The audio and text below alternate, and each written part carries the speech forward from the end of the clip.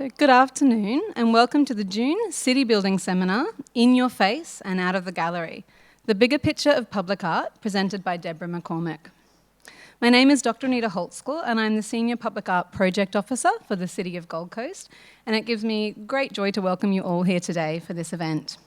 I'd first like to acknowledge and pay my respects to the traditional custodians of the area, the Yugambeh people, and their descendants past, present and emerging. I'd also like to acknowledge Aboriginal and Torres Strait Islander peoples in attendance here today, and also like to acknowledge Councillor Tozer, who is joining us today as well. Now, before I introduce Deborah McCormack, we do have some housekeeping items to discuss. So in the unlikely event of an emergency, please follow the instructions of the HOTA staff and make your way calmly to the nearest exit to the evacuation assembly point. There are 2 assembly points. One is located by the main car park, which you'll pass on the way in, at the front of the building, and the second is located at the rear near the lake car park, which is closest to us now. Please proceed to the safest or closest assembly point and wait for a staff member for further instructions. The toilets are located through the exit here and up to the left. HOTA is also a non-smoking venue, and if you wish to smoke, please work your way out onto the driveway. Should you have any further questions, one of the HOTA staff members will be more than happy to assist you. I'd also like to make you all aware that this event is being recorded, and that will potentially appear, I guess, through our City Building seminar channels in the future. So without any further ado, today we are joined by Deborah McCormack, an industry leader and visionary with over 25 years' experience bringing public art into public spaces. As Executive Director of Scape Public Art, to creating her own company, Deborah McCormack Consulting, or DMC Limited, a new company formed to bring together opportunities and partnerships in the public art sector in Aotearoa, New Zealand, with Urban Art Projects, or UAP, which you may be familiar with. Deborah believes that public art is the keystone to a vibrant and thriving city. Her experience includes public and private partnership models, project management, public arts policy, and strategic business planning and public relations. Public art shapes the identity of our civic spaces and places by creating distinctive and iconic visual elements that are intrinsic to the urban realm and how we experience public space. Deborah was instrumental in helping public art flourish in the immediate aftermath of the Otatui Christchurch earthquakes and helped create a new identity for the city out of the ruins. During the presentation today, Deborah will explore the vision setting, strategies, planning, and modes of practice formed during her extensive career. We have allowed time at the end of the seminar for you to glean more information from Deborah and her experience in public art through question time. This will be a short time at the end, and we do ask that you please keep your questions until this time. So please join me in welcoming Deborah to the stage.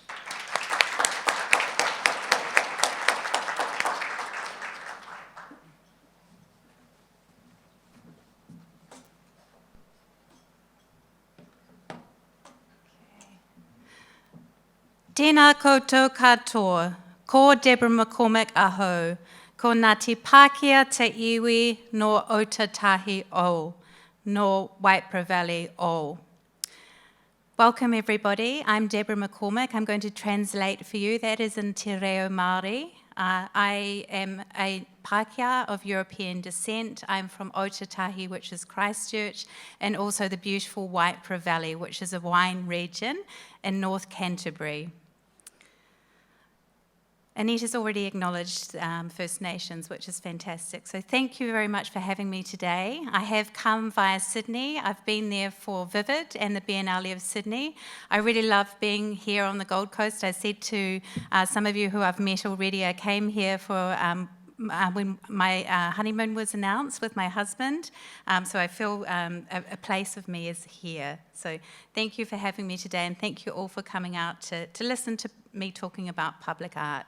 So thank you to Anita, to Fleur, to Jemima, to Hannah and Michelle, and the City of Gold Coast for hosting me. I've been in the arts industry in Aotearoa, New Zealand for 25 years, and I have a strong belief that public art is essential to a thriving community. It increases cultural richness, enhances public spaces, improves well-being, and gives communities a strong sense of connection and identity.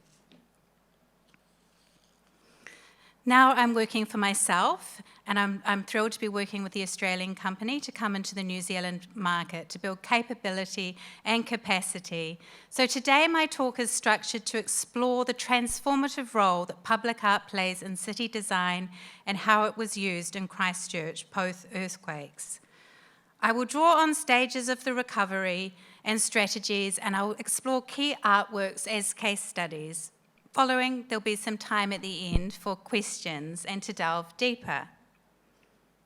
In our secular, online, commercial and bureaucratic modernity, group identity and communities are under increasing risk of fragmentation and alienation due to various social, economic, environmental and technological pressures.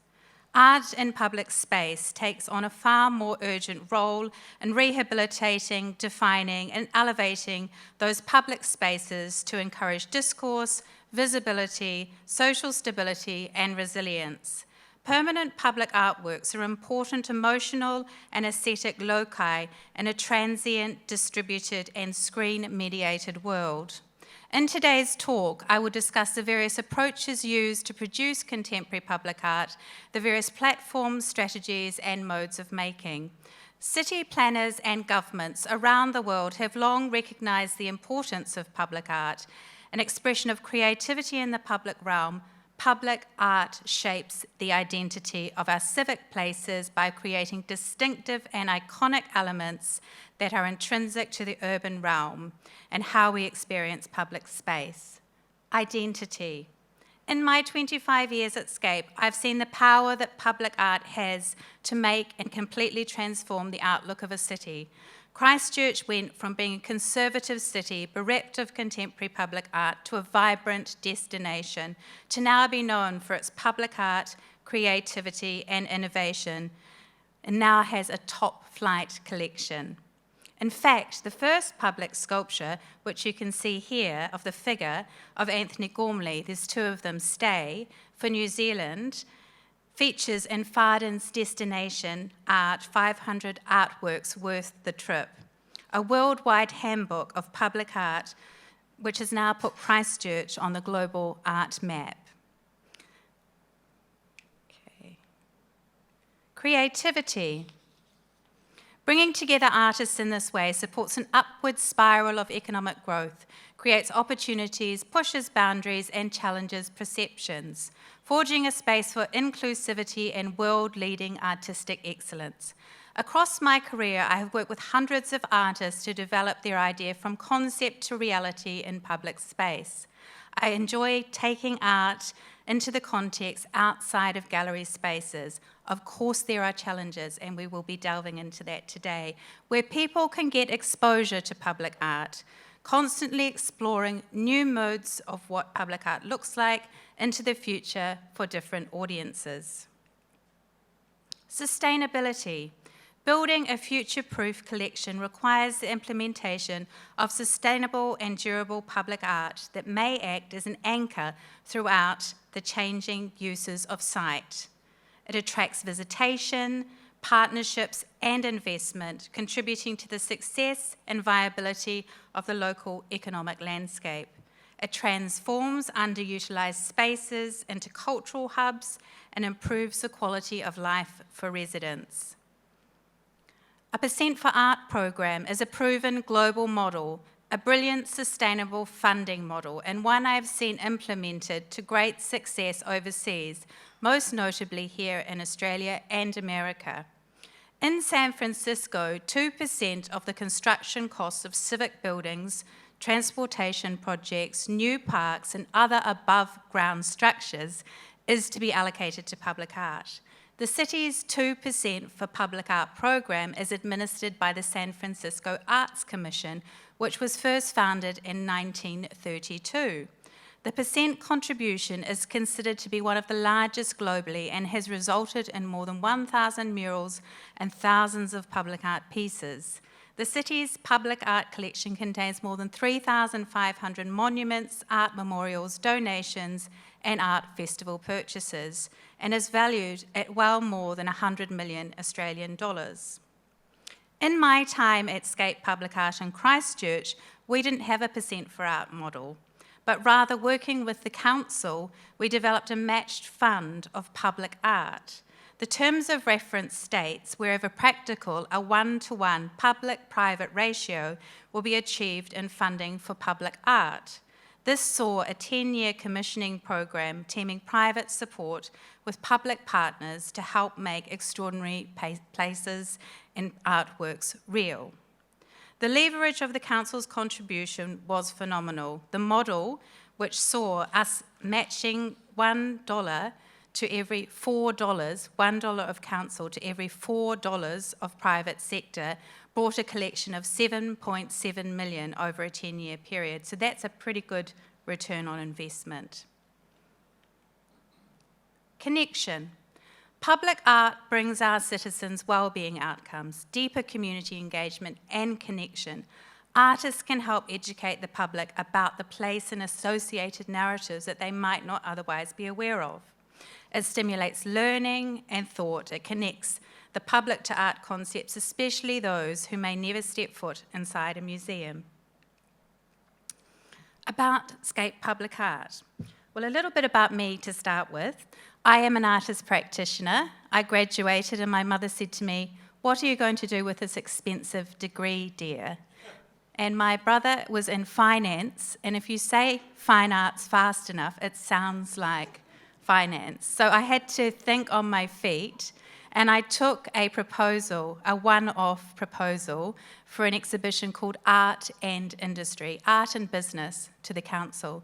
I'd had a couple of exhibitions that I'd arranged myself, and so then I met somebody who had come back from the UK. He was an independent producer, promoter. He was a lot older than me. He was looking for opportunities for arts graduates. I went to a seminar. Together we came up with a concept. We put that concept to the council. We set up a trust. And 25 years later, and over 250 artworks commissioned, that was how I started. So it's really great to be able to come and talk about public art and share some of the experiences of how public art became embedded into the city of Christchurch, particularly today after the earthquake. So I think you can see here, these are the artworks before the earthquake period. So we were producing public art. We had a biennial festival, and we were doing a lot of this through a very unique model of art and business, where businesses would support and sponsor artworks. So as you can see here, this is just a snapshot of some of the works before the earthquakes. You can see there's a big boulder that's in a shopping, a disused shop. You can see there's a spotlight in it there. That's actually by an Australian artist, Cullen Morton. He was invited to come and make a work, which is actually called Sexy Beast. It's based on a film. And that rock, and it was really interesting because somebody sent me just after the earthquakes and they said, "Gosh, it's so devastating to see all these rocks falling and everything happening." And this actually predated the earthquake, art predating the earthquake. And then, of course, we have this terrible destruction in Christchurch. And, you know, the earthquakes go into the thousands. I lost my house. We lost our offices. You know, everything was starting from scratch again. So how do you carry on? How do you pick up and carry on? And what is the importance of art in that space? Well, for me, we were in the middle of a festival, so I had to carry on. We had artists there who were installing work. We had people flying in for a conference. So, you know, there wasn't any choice of to not carry on. So we had to unpick all of that. And many of the artworks were still in what was called the red zone of the city. And we had to go and recover them afterwards as well. And then there was a whole period of rethinking, you know, the importance of public art. What does this mean now to the people of Christchurch? What does this mean in terms of the themes that we were exploring around city development? And so there was absolutely a blank canvas to start from. So public art in Christchurch, I can say, did lead our recovery. You know, we were there, we opened our festival when the red zone cordon was lifted in the central city.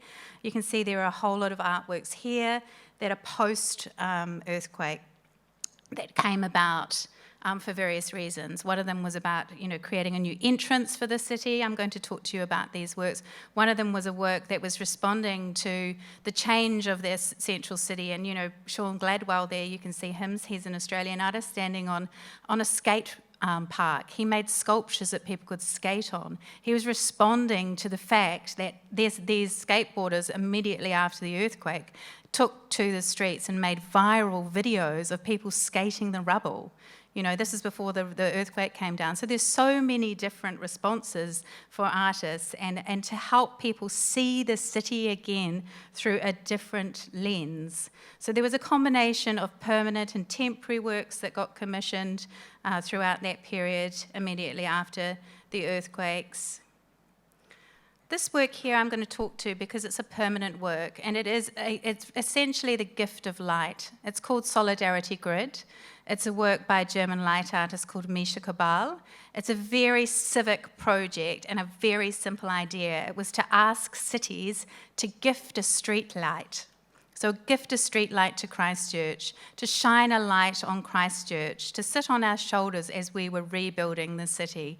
So that was very much a civic relations project. So we worked with International Relations at Council. We sent out an invitation from the Mayor of Christchurch with our patron, Dame Adrienne Stewart. We wrote to all these cities. We went and visited embassies. We got the artist Misha Kabal, who had a big network internationally, to invite people from different cities. So the first light came from his hometown. The Mayor of Düsseldorf gifted a street light. They now sit in a civic place in Christchurch, which is a place where a lot of people went after the earthquakes. They felt safe in Hagley Park. So this is inserting a street lighting system, which is an artwork, which is an infrastructure artwork, into an area that didn't have light before. It's now creating an amenity, but it's also creating a very, very special artwork.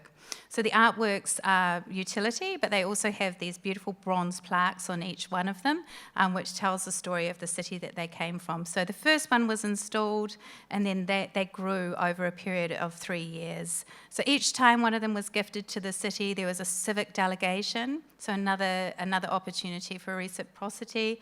I think you can see here 3 of them. So we approached cities that had a connection to Christchurch after the earthquake. So this one with a flag on it there you can see is from the city of Sydney. So they sent USAR teams to help in the immediate aftermath of the earthquake. All of the sister cities of Christchurch are represented in this work. They're all installed there along Park Terrace, close to Hagley Park, where many, many people fled after the earthquake. You can see here there's some other lights. The one in the middle is from the city of Sendai. Sendai had a massive tsunami just after Christchurch's earthquakes, and we wanted to reach out to them and say, this is our solidarity. Would you like to be part of the project?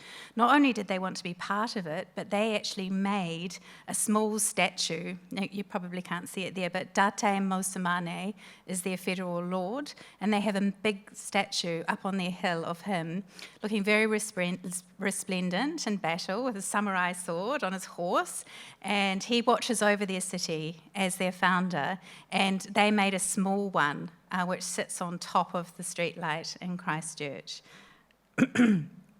So this has been a much celebrated work. It's been published in English and German, the Solidarity Grid project. There's a book on it. And something that you wouldn't recognise as being as a public artwork unless you're in the know. Now, Fanfare, a large work here by Neil Dawson, which is gracing the entrance to the city of Christchurch. This work was originally installed in Sydney. It hung from the Harbour Bridge in 2004. It was a piece that was going to be reinstalled somewhere else, but it never did. And the mayor of the city, Gary Moore, visited the artist's studio, and he said, "What's happening with that sculpture there?" And he said, "Nothing, it's in containers in Sydney." So Gary Moore approached Clover Moore, Mortimer, the Mayor of Sydney, and it was gifted to Christchurch. And so this became a symbol of the rebuilding of the city. This is on our northern motorway. It's the largest artwork on public display. It was temporarily installed with the intention of it to be reinstalled, but it was so difficult and never happened, and never was a site found. And anyway, we found that out. It was a very, very big project to produce, but it's now grounded. It has 360 fans that move, and each one of those fans has a brake with an eddy current magnet system, which has to slow it because we have very high nor'west winds. And it has a changing colour scheme to it as well. But you can see here it's being craned together in two parts. And that's a big part of the model of how we funded projects in Christchurch. So the local industry part of it is construction companies, coming on board to actually take on the whole project in kind. So this is over $350,000 to put this artwork together, to crane it. And so the pride that those companies have in putting these works together, to being part of it. And that was how we sort of marketed the funding model for Scape. Now to talk about a case study from Anthony Gormley. We built up a 10-year strategy with the city, Scape Public Art being the private trust, bringing the $4, the city putting in their $1, and then us building up this collection of $7.7 million of artwork over 10 years. At the end of our 10-year strategy, we had earmarked an international work that was going to be, $2 million plus. And so the Anthony Gormley sculpture was the next one to be produced on the plan.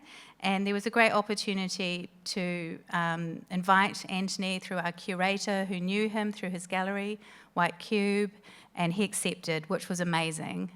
He had been to Christchurch before the earthquakes. He expressed great concern and all the loss that we'd had, and he had been actually horse riding in the high country behind where I live in the Waipara Valley.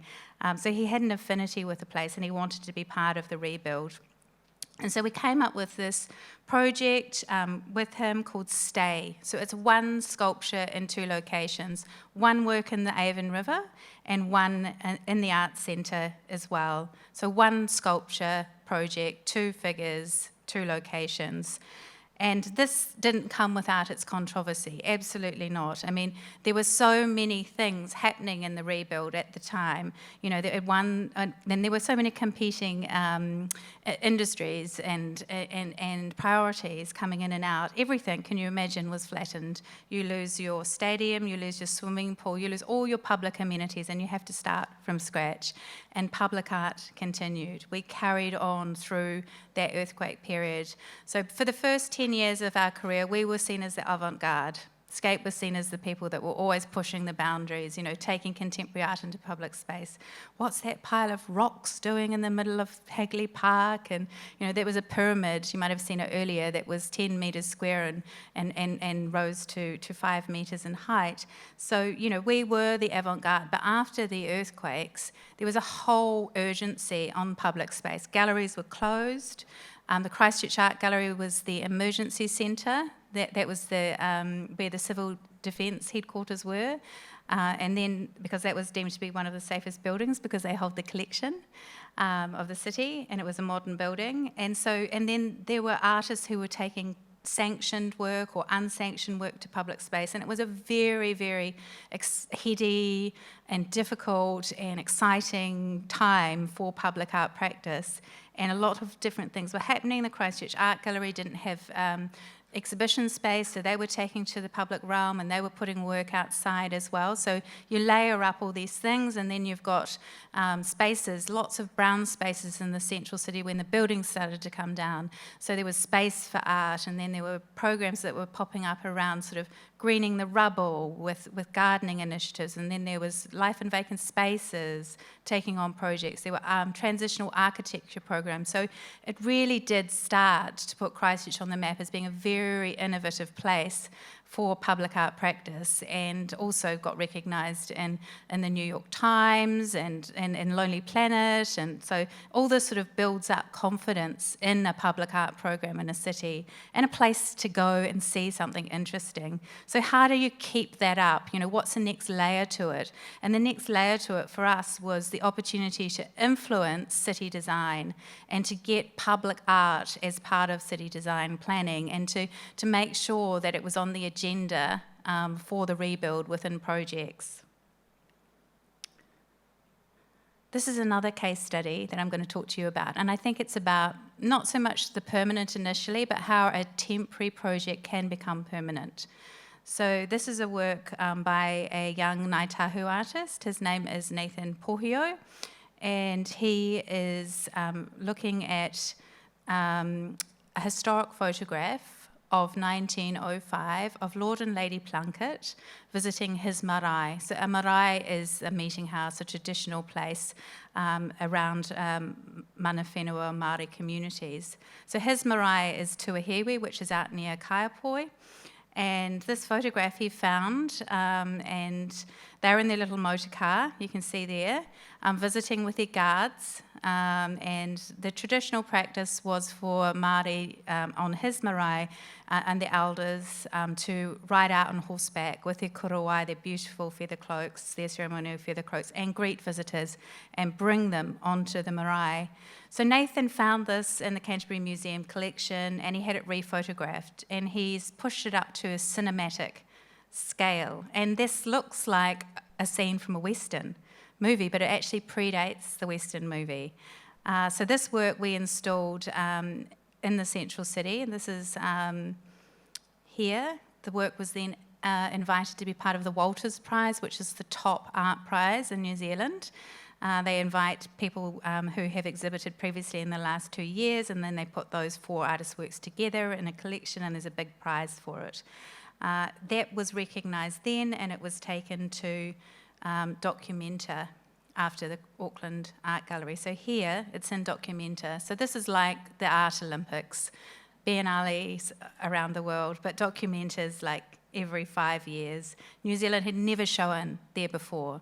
So Nathan gets invited. Look how happy he is here. He's pretty chuffed for himself. We took a group of supporters with him, and we helped fund his work to go there. And here, he's taking it home. So this is him restating the work into Hagley Park. So this work is now a permanent artwork, and this was the beautiful warming and welcome of the work with his family, with his whānau in Hagley Park. So I think there's many ways that public art can come into the collection. I just wanted to share that because it was a work that went global and then came back and was embraced by the city in Christchurch.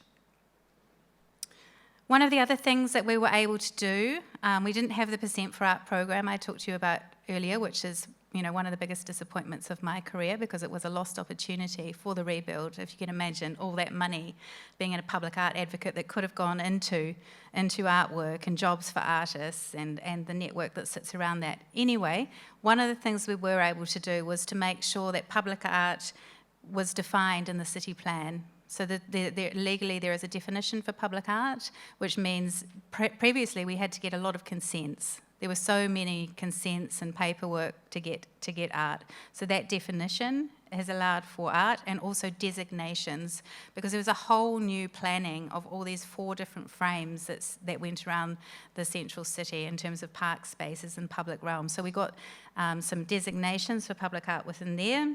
And this is a work which, again, is a wholly sponsored by a steel company. So can you imagine one company who's been with Scape for 20 plus years, when we take a concept to them and they love it, they love big aspirational stuff, they're used to building very big buildings in steel, and we said to them, what about this? Would you build this for us? So they fabricated the whole thing. They made it in Timaru, which is a little bit south of Christchurch. Some of their young apprentices worked on it and welded it. And then it's made in Corten steel, so it's virtually indestructible. One of my favourite works, actually, because of the fact that it doesn't need maintenance. And that is a big issue in terms of sculptures, maintenance. So that's a great one. And as you can see, even from the shape of it, very difficult for birds to sit on it as well.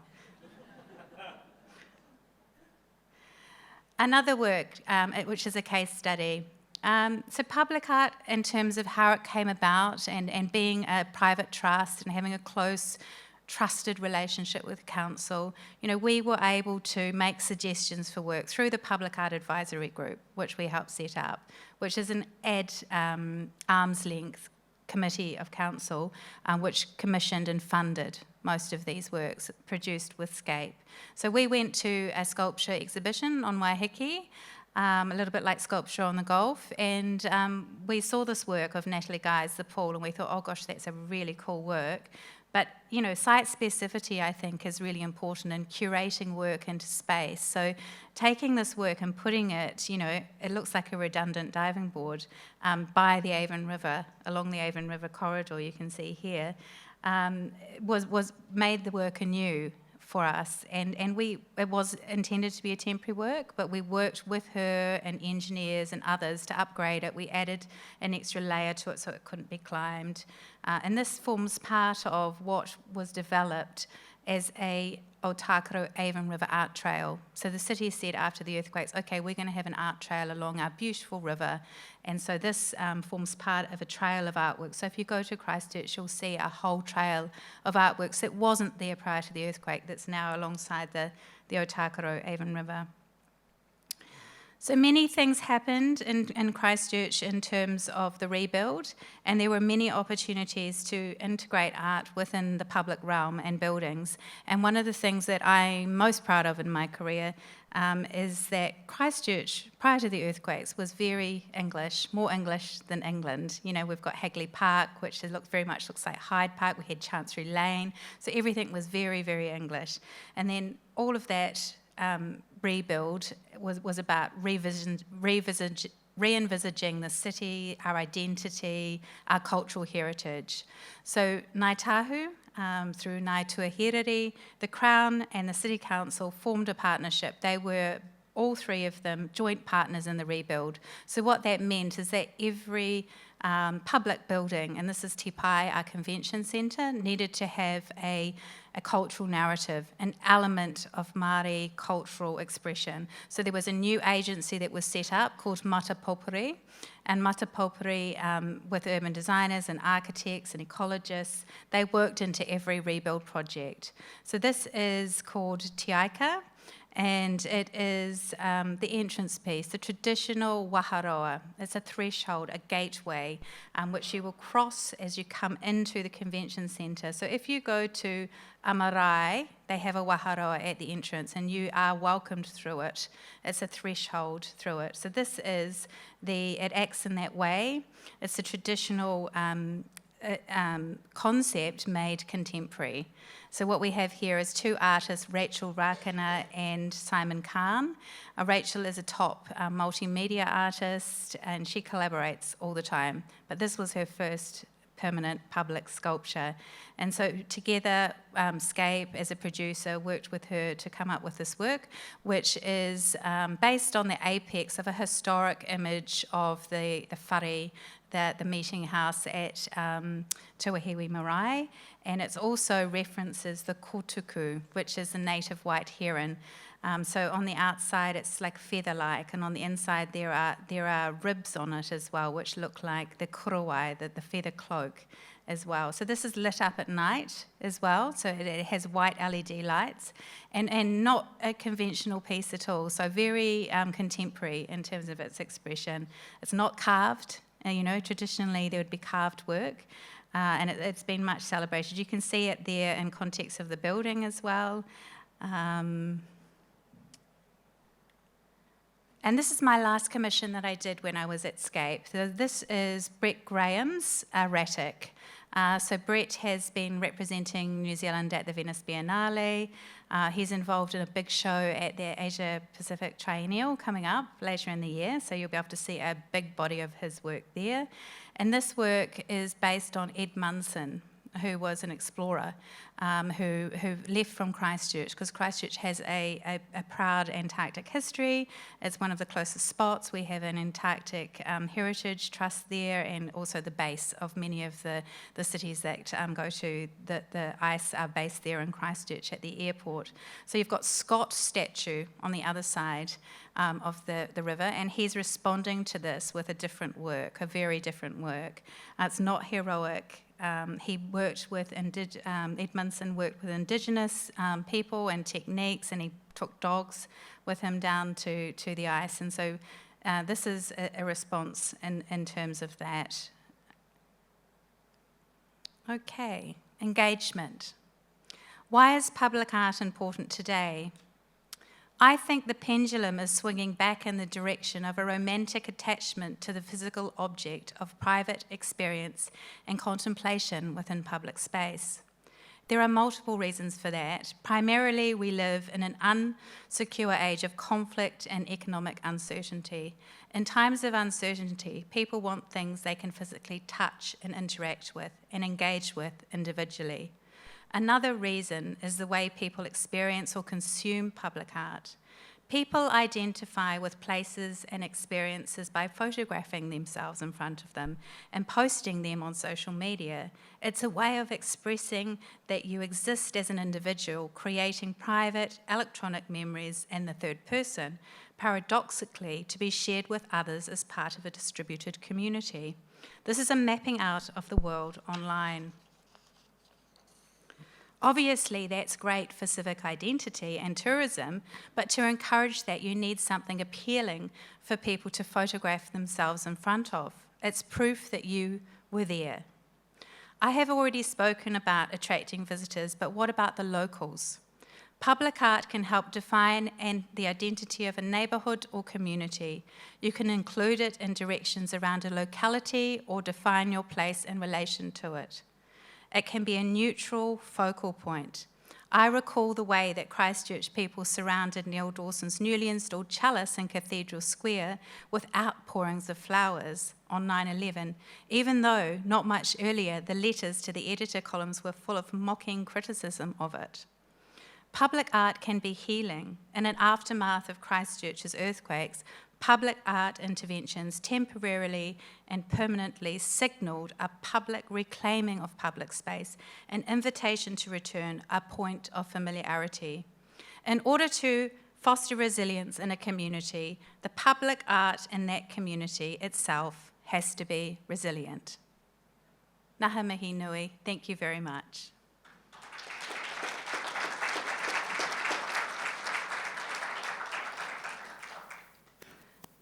Now we'll open up to questions.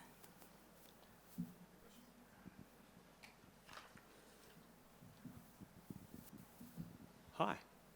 This one on? Can you hear me okay? Yep.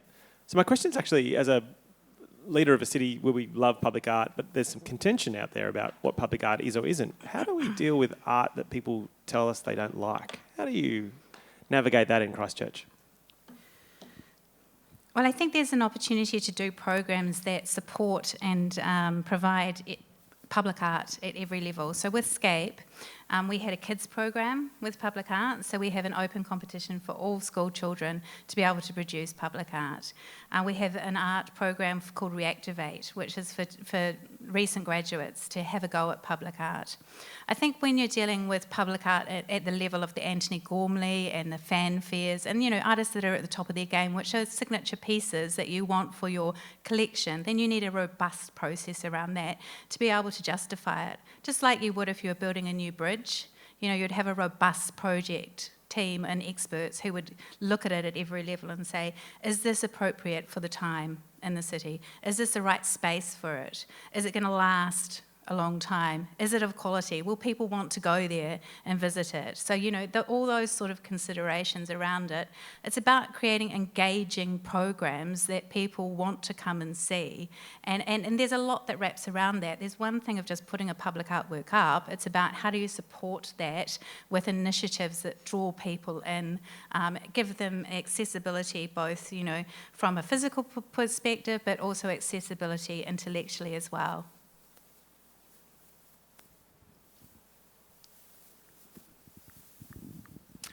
Thank you, Deborah, for a very inspiring story about responding to the earthquake. A question that arose to me as you went through your examples was, can you describe the difference and purpose of ephemeral art in marking such an important event, and then a more enduring public art, a permanent public art, and how that might be seen over time? Absolutely. So there's appropriateness of temporary work. I think temporary work gives artists that haven't entered the public art realm before the opportunity to build their career and develop a conversation with audiences. So we've been involved with Scape with producing 240 public artworks, and only 16 of them are permanent. So, you know, there's space for both, and I think the uniqueness of the Scape program, and there's one other city in the world, and it's called Nantes, Nantes in France, and they have Les Voyages à Nantes, and they do the temporary and the permanent. So I think you can see that to really get to that level of doing a permanent public artwork, there is a lot of research and development, developing your practice, working with engineers, making sure that, you know, it is a robust concept, but it also stands up to the elements. So I think temporary is great, and it's harder to justify for councils because they have assets. They have, you know, they want to turn everything into an asset. You know, but for Scape, we were able to do a lot of temporary work because we had this unique model with industry and business. So business would sponsor work, and money wouldn't transact necessarily. So we would get some development money from Creative New Zealand or other councils around the world, arts councils around the world, and then we'd take those concepts to a group of businesses that we built up relationships with, and they'd make them happen. So I definitely think that there's definitely a place for both in any city, and I think experimentation can happen more in the temporary phase as well. Thank you, Deborah. I had a question about the funding model. It's fascinating to hear that, you know, a lot of the funding came from external parties. Have you seen any examples of that in Australia where local governments work with a lot of externals in regards to the co-funding? And then the other question is, you know, in local government, it is very tricky to work with other corporates and organisations. So as someone who doesn't work for a council, are you able to share a little bit of navigating the conflict of interest and that kind of co-funding relationship? Indeed, yeah. So not so much the business art model in Australia, although I haven't spent a lot of time here and I have never worked here, so that's my disclaimer. But I did study public art models in America, 2005, on a US State Department visitor program, and went to New York, Philadelphia, Seattle, and LA. And the models there are very much about art and business. So a lot of public art in the States is privately funded. So the model that Scape has is very unique, you know, with businesses actually coming together and making projects happen in an in-kind way. And that there's a lot of pride around that, and there's a lot of programs that you can imagine that sit around that in terms of hosting and you know, engagement and the sponsor. I'm going to talk a little bit later in another session on that in more detail. But to answer your second question, which was about, remind me? The complexities, so from an council perspective, yes. So as you're an external person to council, if you can talk about navigating working with businesses, because I think a lot of governments in Australia might find that challenging to work with. Yes. Yes. Okay, so remember that Scape is a charitable trust, so we are not council. And there was great benefit in having an external close partner that you could put money into, $1 for the permanent works, and every $4.3 we would get elsewhere. So it's a contribution. The council is essentially a partner in that, along with the sponsors and other people. There's lots of things that need to go on in terms of, is it going to be maintained? Do they want it? Does it fit with their collection? Does it fit with their strategy and policy? Which all gets checked off at the start of the process before it gets commissioned. So by having that partnership, that unique partnership that got built up, we were able to add value to the council's contribution. I absolutely understand that it is difficult, but if you've got the way the model worked for us was at Scape was we were a charitable trust. We didn't pay tax. If people made a donation, we could give them, a donation receipt, and they could get 33 1/3 back. So there's a lot of benefit in having an at arm's length group to work in partnership with. Yeah.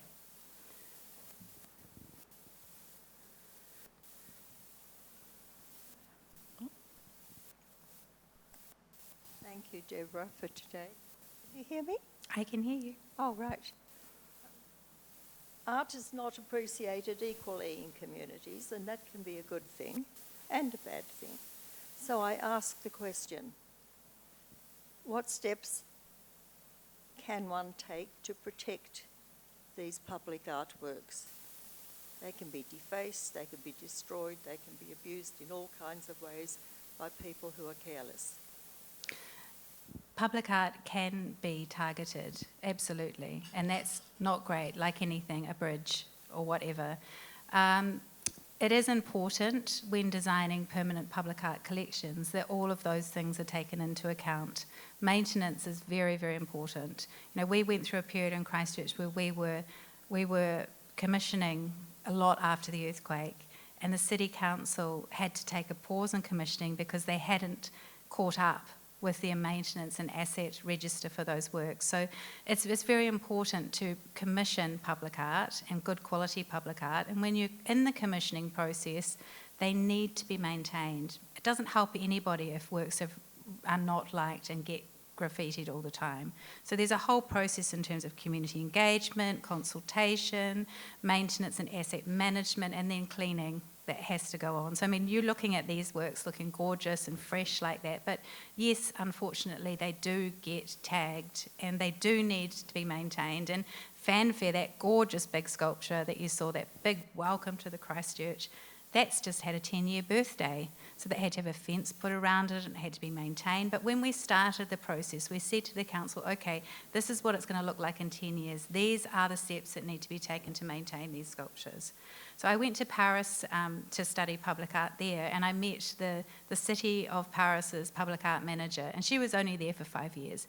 And she did no commissioning. She just maintained the ones they already had. She said this collection needs to be preserved and maintained, and she fought her time that she was there to have budgets put in place to maintain and preserve those sculptures.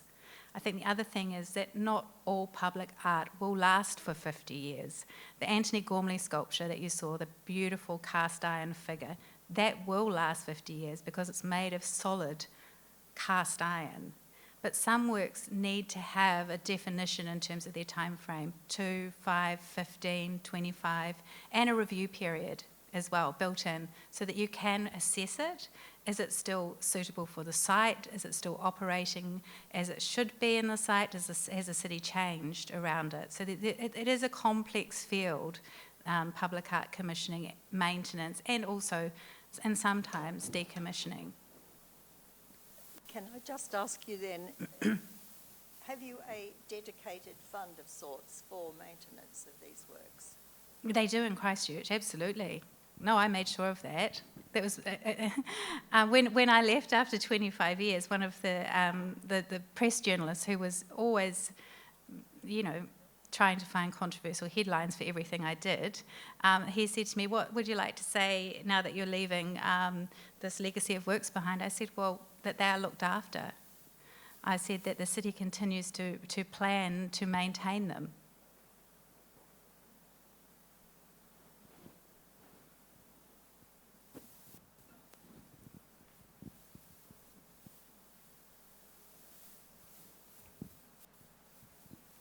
Hi, Deborah. Thank you. It's not working. I just wanted to know, in as far as location, where you're actually placing the pieces, do you have a say in that, or does the city say, we have this location and could you find something for that? And I suppose the second part is, you mentioned that now it's in the Lonely Planets, how well Christchurch is and what a great place to come and look at their art. How do you determine so that there's a flow, so when people do come to look at what you've created, there'll be something that actually allows people to flow around and look at all of that kind of thing? Yes. I'll answer the second part of your question first. The Lonely Planet, these works do get connected to city branding. So, we've got Christchurch NZ, which is a tourism network. So they pick these things up, they use them, they take on a life of themselves. If it's a good piece, it will get put into city branding. The airport will use it, and that's the best. If that happens, and that's the best outcome for that public art. So it does happen. And then as a charitable trust, we had programs that we ran ourselves as well. And we have a website and we do tours every year, and people can come and see the works that we have been involved with. We don't take on the bigger job of the city because there are other people doing that. In terms of your first question around sites, it's a combination of both. Because of the earthquakes, there was a great opportunity to do a lot of master planning.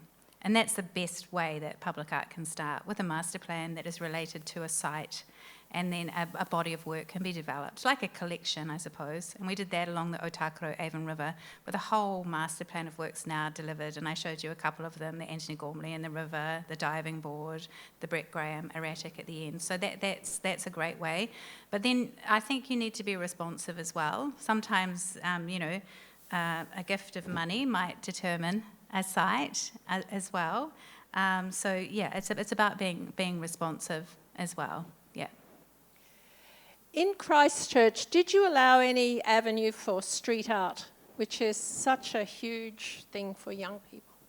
Absolutely. The street art is huge. I haven't even touched on that. I didn't notice any pictures of it. And I know. And it's an issue here on the coast. We have a wonderful railway tunnel out at Molondina that gets probably 8 or 10 huge pieces every fortnight. It keeps changing because that's the only place they can go. And the pieces are wonderful, and there's nowhere else to go. That's great. There is definitely street art in Christchurch, and that's also flourished after the earthquakes, but it's not my speciality. I'm probably more in the stuff, the built stuff, the physical stuff domain. But the street not art... in the temporary art, you don't... Do you exhibit anything special? I do temporary art. There's a lot of temporary art. Street art, though? The street art has been produced by a separate part of the city. So we have amazing street art exhibitions that happen every year. And of course you can imagine, because there were so many new walls with buildings coming down. So some of those walls through the transition period have been painted, but now that other buildings have come up against them, they're lost. You can't see them anymore. So massive street art program in Christchurch. Go online and have a look at it. Not my typical area, but so much of it is happening in Christchurch.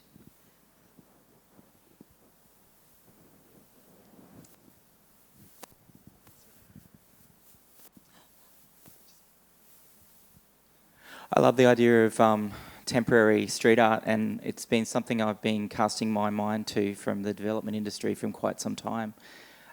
Projected artwork. We've got lots of laneways, we've got a lot of buildings that are getting constructed. There's a huge opportunity, whether it be the train tunnel and other areas, to light them up.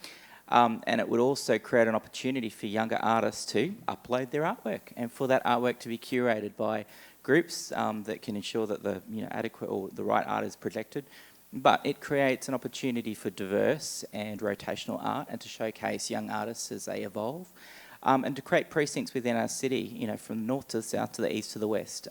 We've got many opportunities to project artwork, whether it be onto civic buildings, into civic streetscapes, and it also enhances SEPTED, so security within streets where there might be dark alleys, etc. like that. By lighting them up and creating a people presence there, we're creating a security presence by them being lit up. So I wonder if that could be something that could be a bit iconic for our city. Another opportunity could be to look towards the lighting that we are applying to our built form, our buildings. We've got a lot of high-rises and we've got a lot of lighting installations. If we can come up with some kind of a consistent approach, potentially, look at what Sydney do when they uplight the Opera House. I mean, it's a pretty iconic thing. They changed that, or the Harbour Bridge that they've got there for different events as well.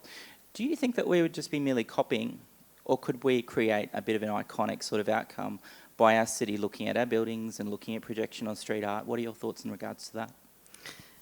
I think it's great to look at other exemplars internationally. I've actually just come from Vivid in Sydney, which has grown to be, huge, and it is a very important marker of tourism and destination now.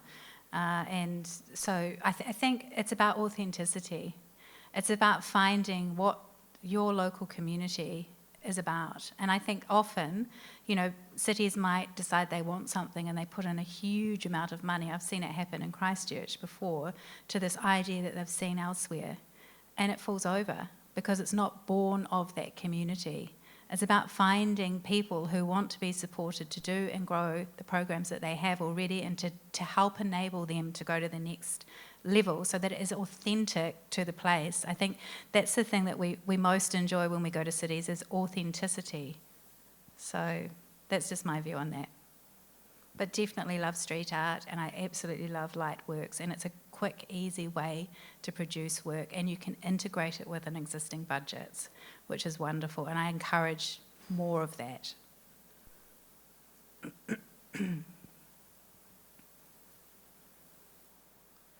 I might ask a question if there's nothing from the floor. You showed us a great range of artworks. What's your favourite, whether it's on the screen or from your presentation or not from your presentation? Well, you're not supposed to have favourite children, are you? And I am away from Christchurch and all of the artists, but I think one of my proudest achievements was actually Fanfare, which is that big work on the motorway, just because of all of the disciplines that were involved in it.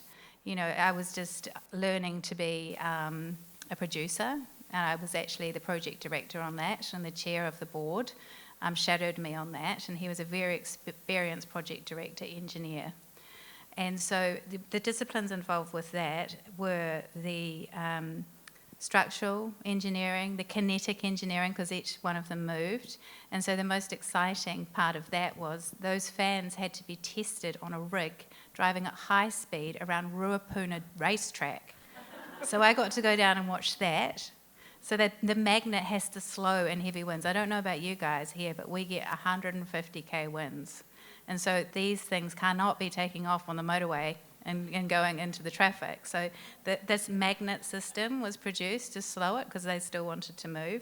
Then we needed a roading engineer to change the direction of the road to allow people to access it safely and not to be a driver distraction.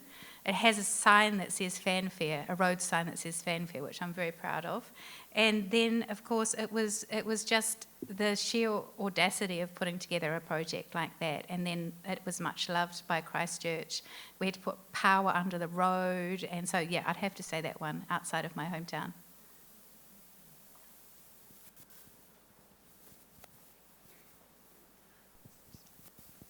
Hi there. I'm just a member of the public. I'm not an artist or anything like that. I've just come to see what you're doing here. What are your thoughts on the type of art that is being displayed here on the Gold Coast? Because we have some very controversial things, especially here at HOTA, that no one is listening to the public about. There's the artist that's done some of this artwork is, basically we can say that the artwork is actually filth. Where do we stand with that, and what do you think of the art that within HOTA and on the Gold Coast? I've just arrived here. I haven't seen the collection yet. Anita and the team are going to take me around to have a look at it. But does somebody else want to talk to that? If the question is about HOTA art, then perhaps we can take that on notice for an appropriate spokesperson to respond to that. Okay. We have time for one more question. Just going back to Fanfare and looking at the logistical adventure that you obviously went on, and the number of disciplines that you sort of crossed and obviously mastered, to a degree. What do you have advice in when you do come across these really big projects that are quite complex? Do you have advice as to how to work with such a great number of stakeholders to make sure that these projects actually get off the ground, because it can be really quite challenging? Yeah. The other thing I learned from that project director, who's no longer with us, was risk management. and I know that you don't want to start a project by looking at risk, but if you put out all the risks and you find the disciplines and you look at those risks and see if they can be mitigated to a level where they don't stop the wonderful outcome that you're looking for, that sort of floating sense that you get with fanfare, like it's a dandelion floating. You know, so if you can achieve the aesthetic outcome with, at the same time, making sure that you mitigate risk, then you just take each one of those risks and you work through them methodically and in a project structured way. So for instance, when we first asked to use that site from NZTA, which is now called Waka Kotāri, which is transport, government transport, they said no. And then once we were able to provide a roading engineer's solution or a concept for a solution, it opened a discussion. They wanted to meet with us. We could have a dialogue. And they said, well, not here, because we're looking at doing something else here. We've got this big project coming down the line in, you know, another 5 years, and it won't be appropriate there. But what about here? So then we started working together on it. So as much as I don't want to talk about risk, it is really important for absolutely every project and every public project, because it's got public money in it as well. Okay.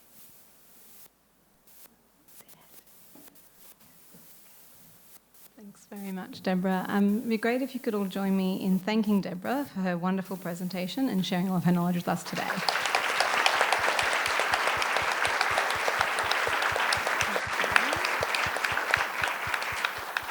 Now, I know I'm not Jemima, but she has asked me to tell you to please keep an eye out for the next invitation to the next City Building Seminar. As you know, these are a very diverse series of seminars that look at all different elements of building in our city and in other cities.